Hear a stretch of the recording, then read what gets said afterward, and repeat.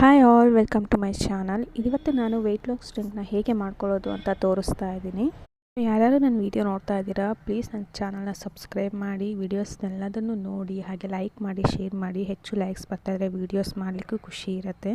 So ಇಲ್ಲಿ ನಾನು weight loss ಮಾಡೋಕ್ಕೆ ಒಂದು ಪೌಡರ್ನ ರೆಡಿ ಮಾಡ್ಕೊತಾ ಇದ್ದೀನಿ. ಇದಕ್ಕೆ ನಾನು 1 ಕಪ್ ಆಗೋಷ್ಟು ಸೋಂಪಿನ ಕಾಳು, 1 ಕಪ್ಪು ಜೀರಾ, 1 ಕಪ್ಪು ಓಮದ ಕಾಳು, 1 ಕಪ್ಪು ಮೆಂತ್ಯ ಕಾಳು, ಹಾಗೆ ಅರ್ಧ ಕಪ್ಪಷ್ಟು ಧನಿಯಾ ತೊಗೊಳ್ತಿದ್ದೀನಿ. ಹಾಗೆ 2 ರಿಂದ 3 ಚಕ್ಕೆ ತೊಗೊಳ್ತಾ ಇದ್ದೀನಿ.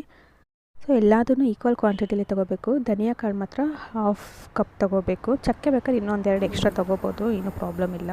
ಫಸ್ಟ್ ನಾನು ಜೀರಿಗೆನ ಹುರ್ಕೋತಾ ಇದ್ದೀನಿ. ಜೀರಿಗೆನ ಲೋ ಫ್ಲೇಮಲ್ಲೇ ಇಟ್ಕೊಂಡು ಹುರ್ಕೋಬೇಕು, ಯಾಕಂದರೆ ಅದು ಬೇಗ ಕಪ್ಪಗಾಗುತ್ತೆ, ಸುಟ್ಟೋಗ್ಬಿಡುತ್ತೆ ಬೇಗ. ಹಾಗೆ ಸುಟ್ಟೋದ್ರೆ ಅದ್ರ ಟೇಸ್ಟ್ ಒಂಥರ ಕಹಿ ಬರುತ್ತೆ, ಕುಡಿಯೋಕ್ಕೂ ಚೆನ್ನಾಗಾಗಲ್ಲ. ಸೊ ಫಸ್ಟ್ ನಾನು ಲೋ ಫ್ಲೇಮಲ್ಲೇ ಇಟ್ಕೊಂಡೇ ಹುರ್ಕೋಬೇಕು. ಜೀರಿಗೆಯಿಂದ ತುಂಬ ಯೂಸಸ್ ಇದೆ ನಮಗೆ. ಇದರಿಂದ ನಮಗೆ ವೆಯ್ಟ್ ಲಾಸ್ ಆಗುತ್ತೆ, ಹಾಗೆ ಬ್ಲಡ್ ಶುಗರ್ನ ಕಂಟ್ರೋಲಲ್ಲಿ ಇಟ್ಕೊಳ್ಳುತ್ತೆ, ಹಾಗೆ ಬ್ಲಡ್ ಶುಗರ್ ಲೆವೆಲ್ನ ರೆಗ್ಯುಲೇಟ್ ಮಾಡಲಿಕ್ಕೂ ಹೆಲ್ಪ್ ಮಾಡುತ್ತೆ. ಸ್ಕಿನ್ ಕೇರ್ಗೂ ಸಹ ಒಳ್ಳೆಯದು, ಮತ್ತು ಗುಡ್ ಡೈಜೆಷನ್ಗೂ ಹೆಲ್ಪ್ ಮಾಡುತ್ತೆ. ಬರೀ ಜೀರಿಗೆನ ರಾತ್ರಿ ಮಲಗಬೇಕಾದ್ರೆ 1 ಗ್ಲಾಸ್ ನೀರಲ್ಲಿ ಹಾಕಿಟ್ಟು ಮಾರ್ನಿಂಗ್ ಖಾಲಿ ಹೊಟ್ಟೆ ಕುಡಿಯೋದ್ರಿಂದ ಅದರಿಂದನೂ ಸಹ ತುಂಬ ಬೆನಿಫಿಟ್ಸ್ ಇದ್ದಾವೆ. ವೆಯ್ಟ್ ಲಾಸ್ ಆಗುತ್ತೆ ಮತ್ತು ಡೈಜೆಷನ್ಗೂ ಹೆಲ್ಪ್ ಆಗುತ್ತೆ. ಸೊ ನೆಕ್ಸ್ಟ್ ನಾವು ಇಲ್ಲಿ ಓಮದ ಕಾಳು ತೊಗೋತಾ ಇದ್ದೀವಿ. ಓಮದ ಕಾಳನ್ನು ಅಷ್ಟೇ ಸ್ವಲ್ಪ ಲೋ ಫ್ಲೇಮಲ್ಲೇ ಇಟ್ಕೊಂಡು ಹುರ್ಕೋಬೇಕು. ಸೊ ಓಮದ ಕಾಳು ಅಷ್ಟೇ ಡೈಜೆಷನಿಗೆ ಹೆಲ್ಪ್ ಮಾಡುತ್ತೆ, ಗ್ಯಾಸ್ಟ್ರಿಕ್ ಪ್ರಾಬ್ಲಮ್ಗೆ ಸಹ ಹೆಲ್ಪ್ ಮಾಡುತ್ತೆ, ಆ್ಯಂಡ್ ಇದರಲ್ಲಿ ಆ್ಯಂಟಿ bacterial and anti fungal properties ಸಹ ಇದೆ. ಸೊ ಈ ಡ್ರಿಂಕನ್ನ ನಾವು ಅರ್ಲಿ ಮಾರ್ನಿಂಗು ಖಾಲಿ ಹೊಟ್ಟೆಲೇ ತೊಗೋಬೇಕು, ಆವಾಗ ಮಾತ್ರ ಯೂಸಸ್ ಆಗುತ್ತೆ ನಮಗೆ. ಸೊ ನೆಕ್ಸ್ಟ್ ನಾನಿಲ್ಲಿ ಸೋಂಪಿನ ಕಾಳನ್ನು ತೊಗೊಳ್ತಾ ಇದ್ದೀನಿ.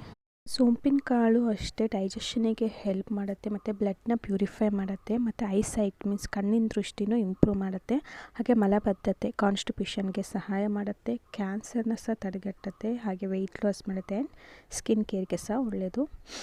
ನೆಕ್ಸ್ಟ್ ನಾನು ಮೆಂತ್ಯ ತೊಗೊಳ್ತಾ ಇದ್ದೀನಿ. ಮೆಂತ್ಯದಿಂದ ತುಂಬ ಬೆನಿಫಿಟ್ಸ್ ಇದೆ. ಇದು ನಮ್ಮ ಹಾರ್ಟಿಗೆ ಒಳ್ಳೆಯದು, ಮತ್ತು ಹೈ ಬ್ಲಡ್ ಪ್ರೆಷರ್ನ ಮೀನ್ಸ್ BP ಕಂಟ್ರೋಲಲ್ಲಿ ಇಡುತ್ತೆ, ಶುಗರ್ ಇನ್ಕ್ರೀಸ್ ಆಗೋದ್ರಿಂದನೂ ಕಂಟ್ರೋಲ್ ಮಾಡುತ್ತೆ, ಕರುಳಿನ ಸಂಬಂಧ ಏನಾದರೂ ಇದ್ದರೆ ಅದಕ್ಕೂ ತುಂಬ ಒಳ್ಳೆಯದು. ಹಾಗೆ ಡೈಲಿ ಮೆಂತ್ಯ ತೊಗೊಳ್ಳೋದ್ರಿಂದ ಹೇರ್ ಗ್ರೋತ್ಗೆ ಹೆಲ್ಪ್ ಮಾಡುತ್ತೆ, ಆ್ಯಂಡ್ ಬ್ರೆಸ್ಟ್ ಮಿಲ್ಕ್ ಸಪ್ಲೈನ ಸಹ ಇನ್ಕ್ರೀಸ್ ಮಾಡುತ್ತೆ.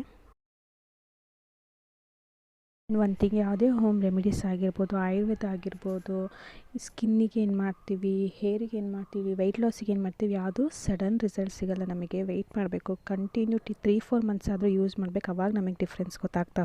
ನಾನು ಇದನ್ನು ಶುರು ಮಾಡಿ ಆಲ್ಮೋಸ್ಟ್ 2 ಮಂತ್ಸ್ ಆಗ್ತಾ ಬಂತು. ಸೊ ನನಗೆ ಡಿಫ್ರೆನ್ಸ್ ಗೊತ್ತಾಗ್ತಿದೆ, ಹಾಗಾಗಿ ಹೋಗಿ ನಿಮ್ಮ ಹತ್ರನೂ ಶೇರ್ ಮಾಡ್ತಾ ಇದ್ದೀನಿ. ಸೊ ನೆಕ್ಸ್ಟ್ ನಾನಿಲ್ಲಿ ಧನಿಯಾ ತೊಗೊಳ್ತಾ ಇದ್ದೀನಿ. ಧನಿಯಾದಿಂದನೂ ಸಹ ತುಂಬ ಹೆಲ್ಪ್ ಇದೆ, ಡೈಜೆಷನಿಗೆ ಹೆಲ್ಪ್ ಮಾಡುತ್ತೆ, ಫುಡ್ಡಲ್ಲಿರೋ ನ್ಯೂಟ್ರಿಯೆಂಟ್ಸ್ನ ಚೆನ್ನಾಗಿ ಅಬ್ಸರ್ವ್ ಮಾಡಿಕೊಂಡು ನಮ್ಮ ಬಾಡಿಗೆ ಸಪ್ಲೈ ಮಾಡುತ್ತೆ. ಸೊ ಇದರೊಟ್ಟಿಗೆ ನಾನು ಚಕ್ಕೆನೂ ಹಾಕ್ಕೊಳ್ತಾ ಇದ್ದೀನಿ. ಚಕ್ಕೆಯಲ್ಲಿ potassium, calcium, magnesium, iron, zinc and manganese ಇದೆ. ಇದು RBC ಪ್ರೊಡಕ್ಷನ್ಗೆ ಹೆಲ್ಪ್ ಮಾಡುತ್ತೆ, ಮೀನ್ಸ್ ರೆಡ್ ಬ್ಲಡ್ ಸೆಲ್ಸನ್ನು ಇಂಪ್ರೂವ್ ಮಾಡುತ್ತೆ, ಆ್ಯಂಡ್ ಹಾರ್ಟ್ ರೇಟ್ ಮತ್ತು ಬ್ಲಡ್ ಪ್ರೆಷರ್ನ ಕಂಟ್ರೋಲಲ್ಲಿ ಇಟ್ಕೊಳ್ಳುತ್ತೆ. ಸೊ ಇದನ್ನು ಚೆನ್ನಾಗಿ ಹುರ್ಕೊಂಡು ಸೈಡಿಗೆ ಇಟ್ಕೊಳ್ಳೋಣ. ಸೊ ಎಲ್ಲದನ್ನು ಈಗ ಹುರ್ಕೊಂಡಿರೋದನ್ನು ಒಂದು ಪ್ಲೇಟಿಗೆ ಹಾಕ್ಕೊತಾ ಇದ್ದೀನಿ ನಾನು. ಎಲ್ಲದನ್ನು ಒಂದು ಪ್ಲೇಟಿಗೆ ಹಾಕ್ಕೊಂಡು ಸ್ವಲ್ಪ ಹೊತ್ತು ಅದು ತಣ್ಣಗಾಗಕ್ಕೆ ಬಿಡಬೇಕು. ಸೊ ರೋಸ್ಟ್ ಥರ ಮುಟ್ಟಿದ್ರೆ ಫೀಲ್ ಆಗಬೇಕು, ಅಷ್ಟು ತಣ್ಣಗಾದರೆ ಅದನ್ನು ಪುಡಿ ಮಾಡಿದಾಗ ಚೆನ್ನಾಗಿ ಪುಡಿ ಆಗುತ್ತೆ. ಸೊ ಇದನ್ನು ನೀವು ಒಂದು 15 ಡೇಸಿಗೆ ಒನ್ಸ್ 20 ಡೇಸಿಗೆ ಒನ್ಸ್ ಮಾಡಿಟ್ಕೊಂಡ್ರೆ ಈಸಿ ಆಗುತ್ತೆ, ಯಾಕಂದರೆ ಡೈಲಿ ಮಾಡ್ಕೊಳ್ಳೋಕ್ಕಿಂತ ಈಗ ಒಂದೇ ಸತಿ ಪುಡಿ ಮಾಡಿಟ್ಕೊಂಡ್ರೆ ಡೈಲಿ ಅದು ಬೆದ್ದು ಮಾರ್ನಿಂಗ್ ಮಾಡ್ಕೊಳ್ಳೋಕೆ ಚೆನ್ನಾಗಿರುತ್ತೆ. ಇದನ್ನು ನಾವು ಮಾರ್ನಿಂಗು 1-1.5 ಲೋಟದಷ್ಟು ನೀರಿಟ್ಟು ಅದಕ್ಕೆ 1 ಚಮಚದಷ್ಟು ಈ ಪುಡಿ ಹಾಕಿದ್ರೆ ನೀರು ಕುದ್ದು 1 ಲೋಟದಷ್ಟು ಬರಬೇಕು. ಸೊ ಅಷ್ಟು ಕುದ್ದರೆ ಇದ್ರದ್ದು ಬೆನಿಫಿಟ್ಸ್ ಚೆನ್ನಾಗಿರುತ್ತೆ, ಯೂಸ್ಫುಲ್ಲು ಇರುತ್ತೆ. ಆ್ಯಂಡ್ ಇದಕ್ಕೆ ನಾನು 1 ಸ್ಪೂನಷ್ಟು ಅರಿಶಿನ ಪುಡಿ ತೊಗೊಳ್ತಾ ಇದ್ದೀನಿ. ಸೊ ಅರಿಶಿನ ಪುಡಿನ ಚೆನ್ನಾಗಿ ಮಿಕ್ಸ್ ಮಾಡ್ಕೊಂಡು ಎಲ್ಲವನ್ನು ಬಿಟ್ಕೊಂಡಿರೋದನ್ನು ಒಂದು ಮಿಕ್ಸಿ ಜಾರಿಗೆ ಹಾಕಿ ಚೆನ್ನಾಗಿ ಪುಡಿ ಮಾಡ್ಕೋಬೇಕು. ಎಷ್ಟು ಸಣ್ಣ ಆಗುತ್ತೆ ಅಷ್ಟು ಸಣ್ಣ ಪುಡಿ ಮಾಡ್ಕೊಳ್ಳಿ, ಆವಾಗ ತರಿ ಅನಿಸಲ್ಲ ನಿಮಗೆ ಕುಡಿಬೇಕಾದ್ರೆ. ಸೊ ನೀಟಾಗಿ ಪುಡಿ ಅದು ಚೆನ್ನಾಗಿರುತ್ತೆ. ಹಾಗೆ ಹೊದಿಟ್ಕೊಳ್ಳೋದನ್ನು ಸ್ವಲ್ಪ ಆರಕ್ಕೆ ಬಿಡಿ, ಹಂಗೆ ಬಿಸಿನೇ ಬಾಕ್ಸಿಗೆ ತುಂಬಿಟ್ರೆ ಅದೊಂದು ಸ್ವಲ್ಪ ಗಂಟು ಥರ ಆಗುತ್ತೆ, ಚೆನ್ನಾಗಲ್ಲ. ಸೊ ಹೋಪ್ ಈ ವಿಡಿಯೋ ಇಷ್ಟ ಆಗಿದೆ ಅನ್ಕೋತೀನಿ. ಇಷ್ಟ ಆದರೆ ಲೈಕ್ ಮಾಡಿ, ಆ್ಯಂಡ್ ಥ್ಯಾಂಕ್ ಯು.